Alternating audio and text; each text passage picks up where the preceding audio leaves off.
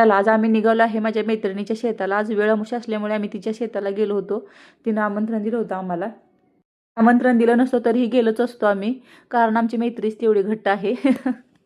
गेल्यानंतर खूप मज्जा केली आम्ही सगळ्यांनी आणि खूप येडेचाळेही केले, पण मी ते व्हिडिओमध्ये टाकलेले नाही आहेत. आम्ही खूप मस्तपैकी दिवस घालवला आज.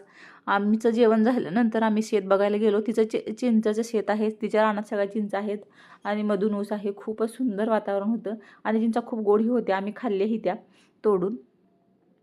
हा बघा माझा मुलगा अशा चिंचा तोडतोय आणि प्रयत्न करतो चिंचा तोडण्याचा. एकदाचा तो सक्सेसफुल झाला आणि चिंच घेऊन माझ्याकडे आला. नंतर आम्ही सगळं पूर्ण तिचं शेत पाहिलं आणि शेत पाहताना मुलगा म्हणते चल पुढे अजून शेत पाहू आपण. नंतर आम्ही मुलांसाठी कॅरम घेऊन आलो होतो आणि कॅरम खेळत बसले सगळेजण.